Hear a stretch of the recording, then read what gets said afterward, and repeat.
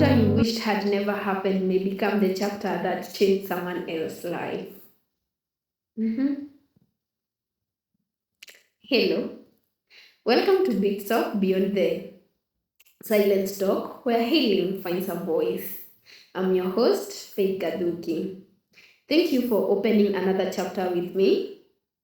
Over the last few weeks, we've spoken about silence, healing, and having the courage to be seen. Most of the things that we majorly struggle with in one way or the other. So today, I would like us to talk about something deeply personal. Do you know what is that? Your story. More specifically, why stories still matter and why your story.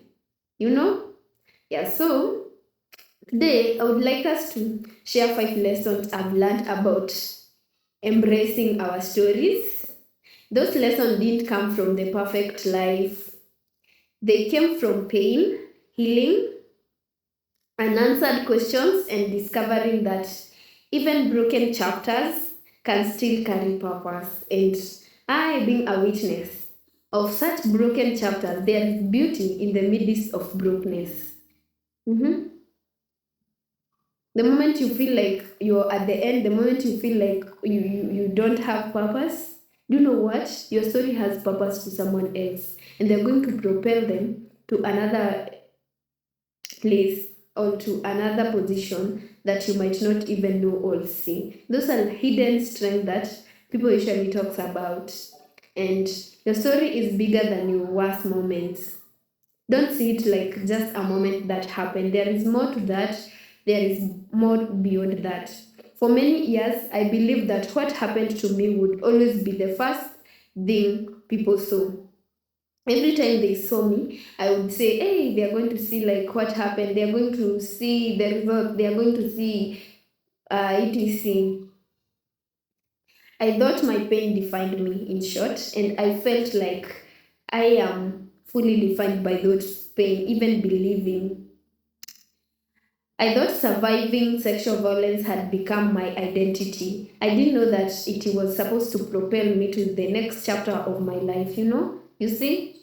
Yeah, but healing slowly taught me something different. Through healing, I learned that my voice has power, and that power is able to even support someone else. What happened to me is part of my story. It's not the whole story, it's just part of it. And I am also a daughter. I am a leader and a survivor of sexual violence. And I am a counselor, a student, a dreamer, an advocate, a woman of faith, and today, a podcaster or a writer of Beyond the Silent Shock, where healing finds a voice. You see?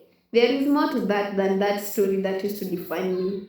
Sometimes we become so focused on one pain chapter, we forget there are many more chapters waiting to be written, waiting to be told, more stories waiting to be shared, and waiting to be compared, waiting to be discussed, and waiting to be analyzed. And today, we are here because of those stories. Stories that give hope, stories that magnify, and stories that inspire and empower. Stories that amplify our voices in the midst of brokenness. And pain can become purpose. There was a time I never imagined I would openly speak about healing. Today, I am sitting behind a microphone, not because life became easier, but because purpose became greater than fear. Fear of me choosing to sleep, fear of me choosing to just go and talk to nature, fear of me not being able to talk to someone who might be needing this and they are still hiding in that fear. So that is such type of a fear that I am talking about. Sometimes our deepest wounds become the place from which we serve others from. Of course, not immediately. Sometimes when you feel like you need to support someone else, you can't support from an empty cup. And so you have to fuel your healing so that you can be able to heal others. And that's why the healing might not be happening immediately, but trust me, someday. Of course, it's not easy. You're going to find hard days, you're going to cry. Sometimes you're going to feel like you want to do something, you want to go to share your story. And then when you get to the venue, you decide, hey, I'm not ready. It's okay. It's okay to postpone. It's okay to say that I am not ready. And it's okay to wait for when you are ready to share. But beautifully, one of the fine days, you're going to share it with a lot of warmth, a lot of pressure, and a lot of knowledge, a lot of impact. And that story of yours is going to amplify other girls, other boys, other young people voices to be able to speak out, speak up, and speak loud so that they can be able to conquer their fears, and be able to propel higher than their imagination. Another thing, you don't owe anyone a perfect story. Everyone thinks that they need to do something perfectly. As I had said before, I am a perfectionist. I keep thinking that something needs to be perfect so that it can be genuine. It needs to be fact so that it can be seen. It needs to be perfect so that it can be brought into people. But today, I am here to just confirm that you owe no one a perfect story. Sometimes we wait until everything is figured out before sharing our experiences, but healing doesn't require perfectionists. Healing doesn't require something to be to be perfect. It just requires you to have confidence and courage that will ground you all through and propel you higher. It requires honesty. Your story does not have to end before it can inspire someone. Sometimes people need to see someone who's still walking, still growing, and still healing. Just like Faith here, I didn't wake up one day in the morning and I found that I have this confidence. There are some of the days I've fallen. There are some of the days I've come to the camera and at the middle of it, I'm like, hey, I can't do it anymore. I need to go and redo it. It's okay. There are some of the times I have said that I am ready to share my story, but when I get to the stage, I am like, hey, don't have that courage. I don't have that confidence, and it's okay. That's why we come from surrounding people who are able to embody your healing. Because when you don't surround yourself with such people, you're going to find that someone is pushing you beyond your limit to maybe share or to maybe talk about something and you feel like you're not ready. So surround yourself with people that you feel like they are fueling your journey, and it's okay to say that you are ready to do something, and it's okay to say that you're not ready the other minute. Just be honest with yourself and just support your healing all through. And part 4, your voice may become someone else's breakthrough. You never know who you are inspiring. You never know who is needing that story at the moment. You never know who is at that age feeling like they want to commit suicide, and maybe you are the one who is supposed to say something that will make them feel like there is no need of taking that rat, there is no need of taking your life away, there is no need of doing whatever they are planning to do. Thinking about the people who've encouraged you, like your mentors, like the communities that you're around, your friends, your relatives, and even like your relationships that you hold.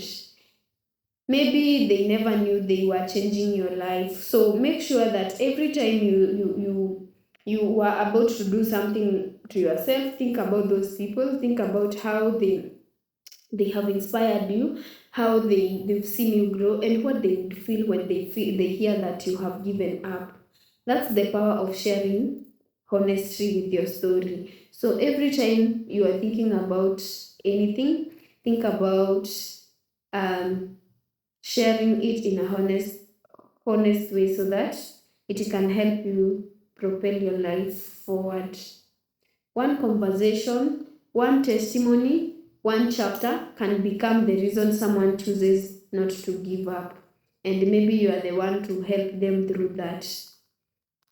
That's your assignment. Who knows? Another thing is keep writing. Life doesn't stop after one painful chapter. Neither should you. You still have dreams. You still have purpose. You still have relationships that you're holding on to. You still have adventure. You can walk through Karura, through other places that you feel like Arboretum and etc. City Park. Opportunities are all over.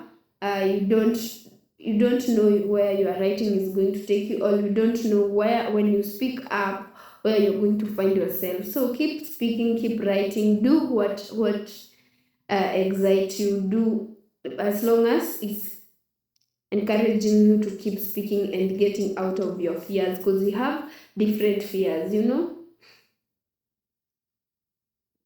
And also there are books to write books if you have that power, read books if you have them, and listen to podcasts if you can, talk to people, talk to friends.